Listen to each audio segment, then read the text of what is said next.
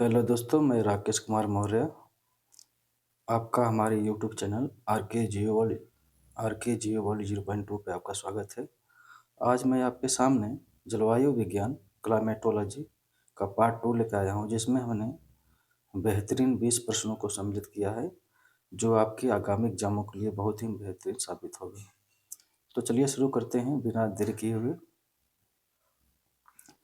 पहला प्रश्न कह रहा है दोस्तों, निम्नलिखित विद्वानों में से किसने ध्रुवीय एवं भूमध्य रेखीय या विषुवत-रेखीय वायु प्रवाह के विधिवत अध्ययन के आधार पर वायुमंडलीय तूफानों के नियम लॉ ऑफ एटमॉस्फेरिक स्टॉर्म का प्रतिपादन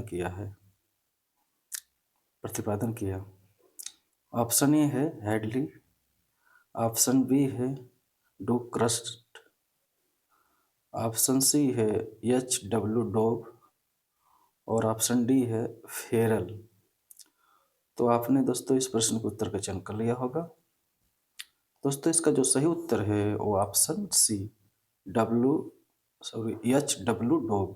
एच.डब्ल्यू. डोब ने मुख्य रूप से ध्रुवीय तथा विषुवत-रेखीय वायु प्रवाह के अध्ययन के आधार पर वायुमंडलीय तूफानों के नियम का प्रतिपादन किया है। ठीक है, दूसरा प्रश्न देखते हैं। बहुत ही अच्छा प्रश्न था ये आपके लिए। दूसरा प्रश्न कह रहा है दोस्तों, हैंडबुक ऑफ क्लाइमेटोलॉजी नामक पुस्तक किस विद्वान का है? हैंडबुक ऑफ क्लाइमेटोलॉजी नामक पुस्तक किस विद्वान का है? ऑप्शन है एबरक्रॉम्बी, ऑप्शन बी है जे फान हन, ऑप्शन सी है त्रिवार्था और ऑप्शन डी है लिम्पर्ट। तो दोस्तों आपने इस प्रश्न को उत्तर का चयन कर लिया होगा। दोस्तों इसका जो सही उत्तर है वो ऑप्शन बी जे फान हन ने हैंडबुक ऑफ क्लाइमेटो नामक पुस्तक लिखा है। ठीक है, तीसरा प्रश्न देखते हैं।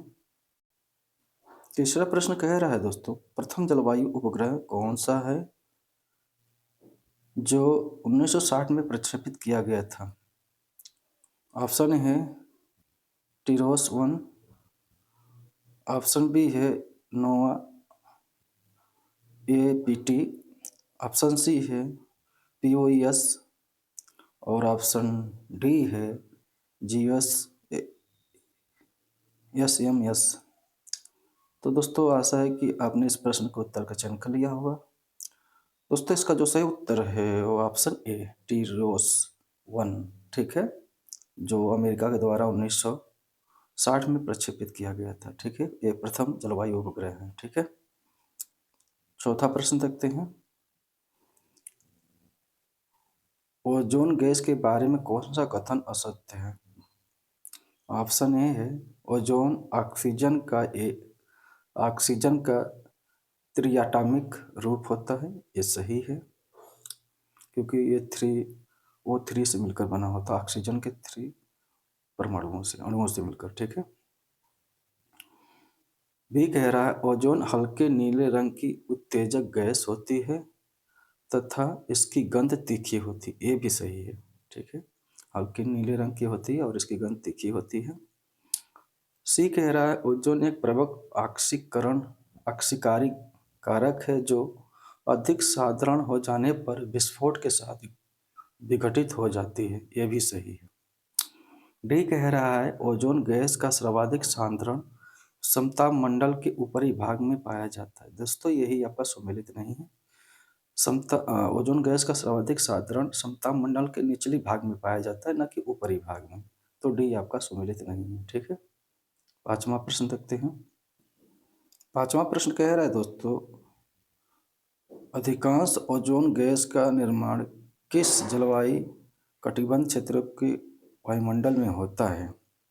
ऑप्शन ए है उष्णकटिबंधीय जलवायु, ऑप्शन बी शीतोष्ण कटिबंधीय जलवायु, ऑप्शन सी है शीत कटिबंधीय जलवायु और ऑप्शन डी है सभी।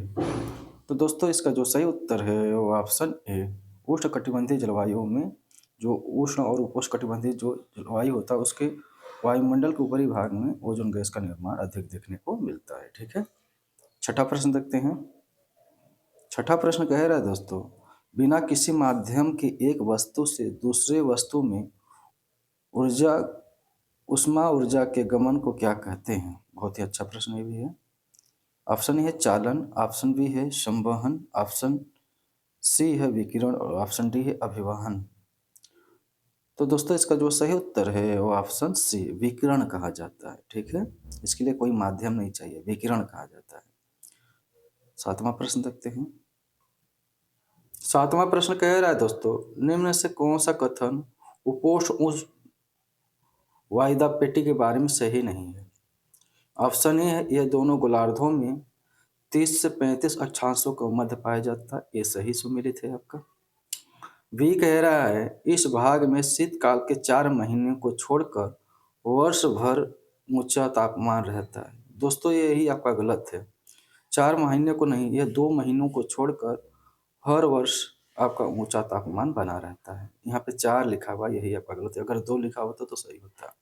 सी कह रहा है इस पेटी का उच्च वायु तापमान से संबंधित न होकर पृथ्वी की दैनिक गति तथा वायु के अवतरण से संबंधित, ये सही है, क्योंकि जो व्यापारिक हवाएं हैं ये भूमध्य रेखा के ऊपर उठती हैं और कुछ व्यापारिक हवाएं वायुमंडल के ऊपर ये भाग से ध्रुवीय क्षेत्रों की ओर चली जाती हैं और कुछ मुख्य रूप से जो आपके 30 से 35 अक्षांश जो क्षेत्र है जिसको अश्व अक्षांश कहा जाता है वहाँ पे अवतलित होती है, जिसके कारण यहाँ पे उच्च वायु दाब पाया जाता है। ठीक है, और पृथ्वी के घूर्णन से संबंधित यहाँ पे उच्च वायु दाब, जिसके कारण ये तापमान से संबंधित नहीं है। और डी कह रहा है इस पेटी को अश्व अक्षांश भी कहा जाता है। अभी हमने बताया इस पेटी को अश्व अक्षांश भी कहा जाता है, सही है, जबकि आपका बी गलत है। ठीक है, 8वां प्रश्न देखते हैं। 8वां प्रश्न कह रहा है दोस्तों, निम्न से कौन सा एक विशिष्ट हवाओं का उदाहरण है? ऑप्शन ए है व्यापारिक पवन, ऑप्शन बी है पछुआ पवन, ऑप्शन सी है मानसूनी पवन और ऑप्शन डी है जियोस्ट्रॉफिक पवन। तो दोस्तों इसमें जो सही है वो आपका डी है, जियोस्ट्रॉफिक पवन, यह विशिष्ट हवाओं का उदाहरण है। ठीक है, देखते हैं अगला 9वां प्रश्न। 9वां प्रश्न कह रहा है दोस्तों, सभी ग्रही हवाओं में से कौन सी ग्रहवी हवाएं सबसे अधिक स्थायी, सुदृढ़ तथा नियमित पवन तंत्र? बहुत ही अच्छा प्रश्न है, बहुत ही अच्छा प्रश्न ये है। ऑप्शन ए है व्यापारिक हवाएं, ऑप्शन बी है पछुआ हवाएं, ऑप्शन सी है ध्रुवीय हवाएं और ऑप्शन डी है मानसूनी हवाएं। तो दोस्तों इसका जो सही उत्तर है वो ऑप्शन ए व्यापारिक हवाएं। व्यापारिक हवाएं सभी जो सनातनी पवनें हैं या स्थायी पवनें हैं या जो मुख्य समांगी पवनें हैं उसमें सबसे अधिक जो सुदृढ़, स्थायी और नियमित पवन तंत्र है वो व्यापारिक हवाएं ही हैं। ठीक है, बहुत ही अच्छा प्रश्न है, आपको आगामी एग्जाम में जरूर देखने को मिलेगा यह प्रश्न जो एटमॉस्फेरिक संचरण से संबंधित है। ठीक है, तो आपको ध्यान रखना है। 10वां प्रश्न देखते हैं। हाँ, 10वां प्रश्न देखने से पहले अगर आप हमारे YouTube channel RK Geo world 0.2 से अगर नहीं जुड़े हैं तो दोस्तों आप जरूर जुड़ जाइए, जिसमें हम जो ग्राफी से संबंधित जो बड़े एग्जाम होते हैं जैसे UGC नेट हो गया, NTA नेट हो गया, ठीक है, JRF हो गया, असिस्टेंट प्रोफेसर हो गया, TGT PGT हो गया, GIC GTC हो गया, इन सभी की तैयारी मैं अपने प्लेटफार्म यूट्यूब प्लेटफार्म के माध्यम से करा रहा हूँ, जिसमें हम टेस्ट सीरीज भी उपलब्ध करा रहे हैं और सभी चैप्टरों से मैं आपको टेस्ट भी उपलब्ध करा रहा हूँ। ठीक है दोस्तों, तो आप हमारे यूट्यूब पे बने रहिएगा और नहीं जुड़े हैं तो जुड़ जाइए, लाइक सब्सक्राइब कर दीजिएगा और बेहतरीन प्रश्न हम लेके आ रहे हैं। आप देखिए जितने भी प्रश्न हमारे रहते हैं बहुत ही बेहतरीन होते हैं, जो आपको आगामी एग्जाम में या बहुत सारे आ गए होंगे और नहीं आएंगे तो आपको आगामी एग्जाम में जरूर देखने को मिलेंगे। ठीक है दोस्तों, तो चलिए शुरू करते हैं 10वां प्रश्न। 10वां प्रश्न कह रहा है दोस्तों, संयुक्त राज्य अमेरिका के रॉकी पर्वत के पूर्वी ढलानों पर चलने वाली गर्म स्थानीय हवा चिनूक किस स्थायी हवा का संशोधित रूप है? किस स्थायी हवा का संशोधित रूप है? इस प्रश्न को आपको ध्यान में रखना है। ऑप्शन ए व्यापारिक हवा, ऑप्शन बी है पछुआ हवा, ऑप्शन सी है सांता आना और ऑप्शन डी है ध्रुवीय हवा। तो दोस्तों इसका जो सही उत्तर है वो ऑप्शन बी पछुआ हवा का संशोधित रूप है। ठीक है, जब ये रॉकी पर्वत के पूर्वी ढलानों पर उतरती है तो यह गर्म हो और अधिक हो जाती है और जिसके कारण अमेरिका के जो मैदानी क्षेत्र है वहाँ का जो बर्फ़ होता है वो पिघल जाता है और सुहावना मौसम हो जाता है और वहाँ पे गेहूँ की बुआई प्रारंभ हो जाती है, ठीक है? इस कारण इस हवा को हिमभक्षी भी कहा जाता है, ठीक दोस्तों? ठीक है? स्नो ईस्टर भी कहा जाता है, ईटर भी कहा जाता है, ठीक है? स्नो ईटर, क्योंकि ये जब हवा अमेरिका में मैदानी क्षेत्र में आती है, तो वहाँ का बर्फ़ जो होता है वो पिघल जाता है और सुहावना मौसम हो जाता है और गेहूँ बसंतकालीन गेहूँ के लिए यह बहुत ही लाभदायक होता है, ठीक है? अगला देखते हैं 11वां प्रश्न। 11वां प्रश्न कह रहा है दोस्तों, किस पवन की परिवर्तन की विस्तृत जानकारी प्राप्त करने के लिए एक फोटोग्राफ आरेख का निर्माण किया जाता है? बहुत ही अच्छा प्रश्न ये भी है। ऑप्शन है व्यापारिक पवन, ऑप्शन बी है पछुआ पवन, ऑप्शन सी है ध्रुवी पवन और ऑप्शन डी है भूविक्षेपी पवन। तो दोस्तों इस प्रश्न के उत्तर का चयन कर लिया होगा आपने। दोस्तों इसका जो सही उत्तर है वो ऑप्शन डी भूविक्षेपी पवन के अध्ययन के लिए फोटोग्राफ आरेख का निर्माण किया जाता है, ठीक है? अगला देखते हैं 12वां प्रश्न। 12वां प्रश्न कह रहा है दोस्तों, भूमध्य सागरीय सदृश झाड़ियों को फ्रांस में किस नाम से जाना जाता है? जो सदृश जो झाड़ियाँ होती हैं उनको फ्रांस में किस नाम से जाना जाता है? ऑप्शन है चैपरल, ऑप्शन बी है माकी, ऑप्शन सी है मैली और ऑप्शन डी है मेट्रोल। तो दोस्तों फ्रांस में जो भूमध्य सदृश झाड़ियाँ होती हैं उनको माकी कहा जाता है, ऑप्शन बी। जबकि चैपरल आपका कैलिफोर्निया में कहा जाता है, मैली आपका ऑस्ट्रेलिया में कहा जाता है और डी जो है मेट्रोल ये आपका चिली में कहा जाता है, ठीक है? तो आपको ध्यान रखना है। 13वां प्रश्न देखते हैं। 13वां प्रश्न कह रहा है दोस्तों, मध्यांश मध्यांशी मध्यांशी क्षेत्रों में देशों में और मध्याक्षांशीय देशों में मौसम में पाए जाने वाले महत्वपूर्ण दैनिक परिवर्तन का मूल कारण क्या है? ऑप्शन ए है संवहन, ऑप्शन बी है चालन, ऑप्शन सी है अभिवहन और ऑप्शन डी है वायु का प्रसार तथा संपीड़न। तो दोस्तों इसका जो सही उत्तर है वो ऑप्शन सी अभिवहन के कारण होता है, ठीक दोस्तों? अभिवहन के कारण मुख्य रूप से जो मध्य अक्षांशीय देश हैं, जो अमेरिका के हैं, यूरोप के हैं, वहाँ पे दैनिक परिवर्तन जो होता है मौसम में, वह अभिवहन के कारण होता है। और हमारे उत्तर भारत में जो लू चलता है, वो भी अभिवहन के कारण ही होता है, ठीक है? अभिवहन के कारण ही होता है, ठीक है? तो अगर हम क्षैतिज हवाओं का या ऊष्मा का स्थानांतरण की बात करें तो अभिवहन के कारण ही होता है, ठीक है? 14वां प्रश्न देखते हैं। 14वां प्रश्न कह रहा है दोस्तों, निम्न से कौन सी एक ठंडी स्थानीय पवन नहीं है? बहुत ही अच्छा प्रश्न है। ऑप्शन है परगा, ऑप्शन बी है बाइस, ऑप्शन सी है फ्राई गेम और ऑप्शन डी है लिस्ट। तो दोस्तों इसका जो सही उत्तर है वो ऑप्शन डी लिस्ट। लिस्ट जो है दोस्तों यह मोरक्को में एक गर्म हवा है, जबकि परगा आपका रूसी साइबेरिया में बहती है और बाइस आपका फ्रांस में बहती है और सी आपका फ्राई गेम ये आपका ब्राज़ील में ठंडी हवा बहती है, ठीक है? जबकि लेस्ट आपका मोरक्को में का गर्म हवा है, ठीक है? 15वां प्रश्न देखते हैं दोस्तों। 15वां प्रश्न कह रहा है सिराको पवन के बारे में कौन सा एक कथन असत्य है? ऑप्शन ए कह रहा है यह पवन एटलस पर्वत के उत्तरी ढलान के सहारे नीचे उतरने पर इसकी शुष्कता तथा तापमान बढ़ जाता है, यह सही सुमेलित है। बी कह रहा है इस पवन को लीबिया में गिबली तथा ट्यूनीशिया में चिली के नाम से जाना जाता है, यह भी सही है। सी कह रहा है इटली में इसे सिराको के नाम से जाना जाता है तथा यहाँ पर यह पवन खूनी वर्षा करती है, यह भी सही सुमेलित है। डी कह रहा है स्पेन, इटली आदि देशों में इसके आगमन से अंगूर तथा जैतून के फसलों को अनुकूल परिस्थितियां पैदा करती है। दोस्तों यह गलत सुमेलित है। डी ये अनुकूल परिस्थितियां नहीं विपरीत परिस्थितियां उत्पन्न करती हैं। वहाँ के जो अंगूर और जैतून के बागान है इससे नष्ट हो जाते हैं, ठीक है? तो आपको ध्यान रखना है। 16वां प्रश्न देखते हैं। 16वां प्रश्न कह रहा है दोस्तों निम्न में से किसको मौसम रहित घटना कहते हैं? ऑप्शन ए चक्रवात, ऑप्शन बी है प्रति चक्रवात, ऑप्शन सी है शीतोष्ण चक्रवात और ऑप्शन डी है वाताग्र।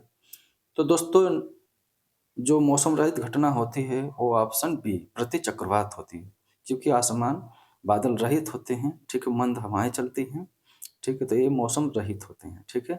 17वां प्रश्न देखते हैं।